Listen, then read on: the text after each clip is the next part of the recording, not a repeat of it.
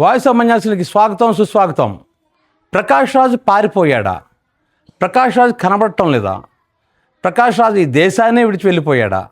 ఇలాంటి రకరకాల వార్తలు మనకి సోషల్ నెట్వర్క్లో హల్చల్ చేస్తున్నాయి. ఇది నేపథ్యం ఏంటంటే ఆయన రావణ్కి సపోర్ట్ చేశాడు. రావణ్కి ఎప్పుడైతే పోలీసు వారు అరెస్ట్ చేశారో 4 కేసులు పెట్టిన తర్వాత కూడా బెయిల్ వచ్చిందో దాంతో ప్రకాష్ రాజు ఒక ట్వీట్ చేశాడు, ఒక వీడియో కూడా పెట్టాడు. ఏం పెట్టాడంటే ఆయన అన్యాయంగా ప్రశ్నించాడు గొంతు నొక్కేస్తారా అని చెప్పేసి ఆయన తీవ్రంగా ఒక వీడియో చేశాడు, ట్వీట్ చేశాడు. దాంతో ప్రకాష్ రాజు మీద ఈ జన సైనికులు గురుగా ఉన్నారు, కోపంతో ఉన్నారు. అయితే ఎక్కడ ప్రకాష్ రాజు ఎక్కడ తగ్గడు, ఆయన చెప్పాలనుకుంటే చెప్తాడు ఆయన. సో ఇది జరుగుతున్న టైంలో సడన్గా ఏం చేశారంటే రావణ్ మీద ఉప చట్టాన్ని ప్రయోగించారు. అంటే ఇంకా చెప్పాలంటే దేశ ద్రోహుల మీద, అంటే దేశ భద్రతకి, waging war against the government, అంటే ప్రభుత్వాన్ని పడగొట్టాలని కానీ దేశాన్ని విచ్ఛిన్నం చేయాలని కానీ ఇటువంటి పనులు ఎవరైనా సరే చేస్తే వాళ్ళ మీద ఉపా చట్టం ప్రయోగిస్తారన్నమాట. సో ఆ చట్టం ప్రయోగించిన తర్వాత ఇప్పటివరకు ప్రకాష్ రాజు ఒక్క స్టేట్మెంట్ లేదు, ప్రకాష్ రాజు నుంచి ఒక ట్వీట్ లేదు. ఇది ఎవరు ఊహించలేదు. ఎందుకంటే రావణ్ అనే వ్యక్తి ఒక మామూలు యూట్యూబర్ని ఈ చట్టం కింద అరెస్ట్ చేయడం అనేది అసలు జరగదు.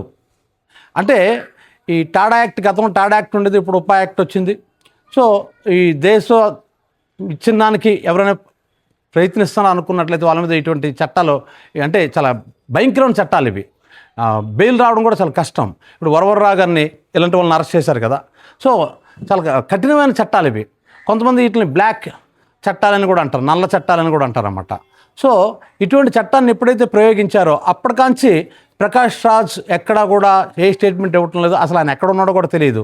దాంతో జన సైనికులు ఏమంటున్నారంటే, జన సైనికులు ఒకలే కాదు, కూటమి ప్రభుత్వంలో ఉన్నటువంటి లేదా కూటమి ప్రభుత్వ సానుభూతి పరులు లేదా అభిమానులు ఈ ప్రకాష్ రాజ్ ఇప్పుడు ఏమయ్యాడు, భయపడిపోయాడు, పారిపోయాడు అని అంటున్నారు.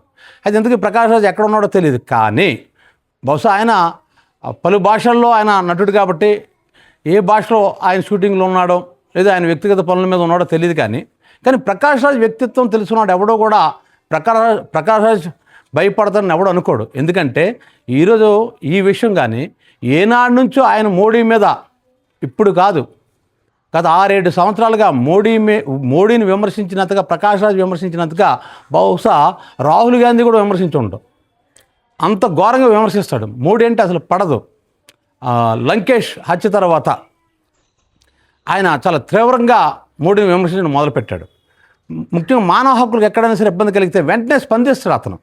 అంటే మిగతా నటుల్లాగా చాలామంది హీరోలు అసలు వీటి గురించి పట్టించుకోరు, వాళ్ళకి అనవసరం. అది మా సినిమాలు, మా కథలు, మా కలెక్షన్స్ అని అనుకుంటారు. కానీ ప్రకాష్ రాజ్ అలాంటివాడు కాదు. అంటే సమాజంలో నేను బ్రతుకుతున్నాను అంటే I'm in the society, I'm with the society అనుకున్న మనిషి. చాలామంది ఏమనుకుంటారంటే ఐఎమ్ ఇన్ ద సొసైటీ అనుకుంటారు, but they are not with the society. అంటే సొసైటీలో ఉంటారు కానీ సొసైటీతో ఉండరు. కానీ ప్రకాష్ రాజ్ అలాంటివాడు కాదు. ప్రకాష్ రాజ్ సొసైటీతో ఉన్న మనిషి, సొసైటీ కోసం ఆలోచించే మనిషి, మానవ హక్కుల గురించి ఆలోచించే మనిషి, ఎక్కడ అన్యాయం జరిగినా ప్రశ్నించే మనిషి. అతను ఒక యాక్టర్గా మనం చూడకూడదు. నన్ను అడిగితే యాక్టర్గా కంటే ఒక మానవ హక్కుల కోసం పోరాడుతున్న వ్యక్తిగానే ఆయన ఎక్కువగా ఇప్పుడు గుర్తింపడుతున్నాడు. ఆయన ఇంటర్వ్యూలు చాలామంది చూస్తారు, ఎందుకంటే చాలా సూటిగా ఉంటాయి, నిజాయితీగా ఉంటాయి. ఆయన ప్రశ్నలు చాలా సూటిగా ఉంటాయి. అట్లా మనం జవాబు చెప్పలేం. ఎందుకంటే ఆయన హృదయంతో ఆలోచించడం అంటారు కదా. నాకు తెలిసి ప్రకాష్ రాజ్ నేను అలాగే అర్థం చేసుకున్నాను. అంటే ఏదో గొంతుతో ప్రశ్నించడం కాదు, హృదయంతో ఆలోచిస్తాడు. మనసుతో ఆలోచించడం కాదు, గుండెతో ఆలోచిస్తాడు. మనసుతో ఆలోచించడానికి తెలివితేటలు ఉండాలి, గుండెతో ఆలోచించడానికి మంచి మనసు ఉండాలి. ఆ మంచి మనసు ప్రకాష్ రాజ్లో ఉంది. అందుకే ఆయన చిన్న అన్యాయం జరిగిన, చిన్న అవినీతి జరిగిన అతను తట్టుకోలేడు. అతను ఖచ్చితంగా వస్తారు. లేకపోతే ఆయనకేముంది, హాయిగా షూటింగ్ చేసుకోవచ్చు. ఆయన అడిగిన కోట్ల రూపాయలు ఆయనకి రెమ్యూనరేషన్ ఇస్తారు. హాయిగా ఏసీ కారులో ఉంటాడు, ఏసీ రూమ్స్లో ఉంటాడు, పెద్ద బిల్డింగ్ కట్టుకోవచ్చు, కొన్ని వేల ఎకరాలు కొనుక్కునే స్థాయిలో ఉన్నాడు ఇప్పుడు ఆయన. ఆయనకేంటి అవసరం అసలు? ఇప్పుడు మోడీతో గొడవ తెచ్చుకోవాల్సిన అవసరం ఏమొచ్చింది? పవన్ కళ్యాణ్తో గొడవ తెచ్చుకోవాల్సిన అవసరం ఏమొచ్చింది? అసలు ప్రభుత్వాలతో గొడవ తెచ్చుకోవాల్సిన అవసరం ఏమొచ్చింది? అంత మళ్ళీ మహానటుడు. ఆయన వేషాలు ఏమంటే ఆయన బిజీ, ఆయన దొరకడు అసలు ఫస్ట్ ఆఫ్ ఆల్. మరి అంత బిజీ నటుడు ఎందుకు స్పందిస్తుంటాడంటే ఆయన లక్షణమే అది. అతను ఒకటే, నేను మనిషిని, సాటి మనిషికి ఎక్కడైనా సరే అన్యాయం జరిగితే నేను తట్టుకొని ప్రశ్నిస్తాను అన్నదే ఆయన మనస్తత్వం. సో అటువంటి మనస్తత్వం ఉన్నోడు ఎవడో కూడాను వీళ్ళు పెట్టే ఉపా యాక్ట్లకు లేదు ఇంకొక కేసులు పెడతారనో దీనికన్నా దానికన్నా భయపడవలసిన అవసరం అతను లేదు. అయితే చాలా ఛానల్స్ ఏమంటున్నాయంటే ప్రకాష్ రాజు రావణ్ వీళ్ళిద్దరూ కూడాను చర్చించుకున్నారు ఈ విచ్ఛిన్నం ఎలా చేయాలని అని. కానీ అక్కడ ఏంటంటే ప్రకాష్ రాజు ఒక పదాన్ని ఇలాగే రాయొచ్చు, ఒక వాక్య నిర్మాణాన్ని, అది తెలుగు సరిగ్గా రాదు కాబట్టి కన్నడం వాడు కాబట్టి ఇలాగే రాయొచ్చు, ఇది కరెక్టేనా దీన్ని నేను మార్పులు చేయని రావణ్తో ఒకసారి వాట్సాప్ చాటింగ్లో అడిగాడు.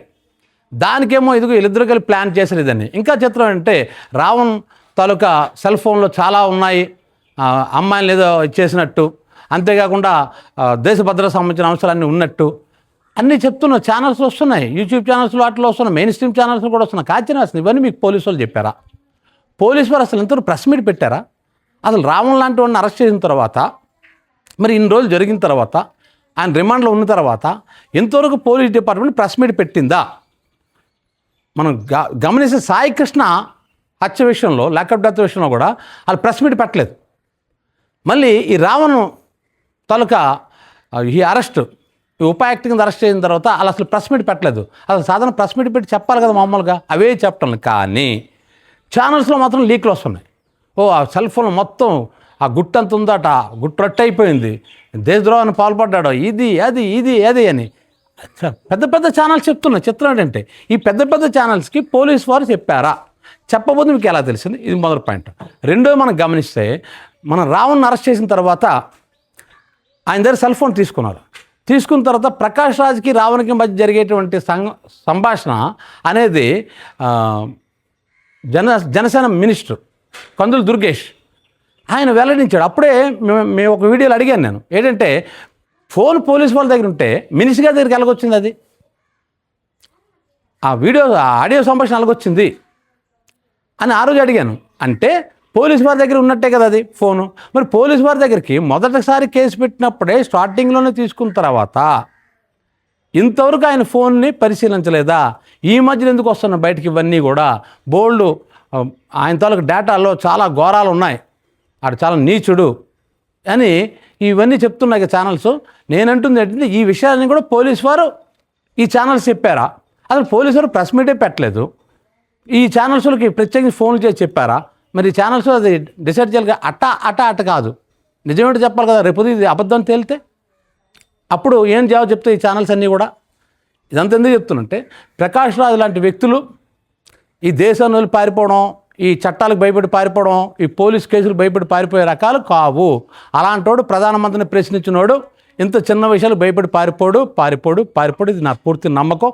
ఈరోజు రేపు ఆయన బయటకు వస్తాడు, ఏ విషయం కూడా చెప్తాడు, నేను నమ్ముతున్నాను. ఎందుకంటే ప్రకాష్ రాజ్ నేను ఆ విధంగా అంచనా వేస్తాను కాబట్టి. ఈ వీడియో మీకు నచ్చినట్లయితే వాయిస్ ఆఫ్ మంజాసన్కి లైక్ చేయండి, షేర్ చేయండి, సబ్స్క్రైబ్ చేయండి.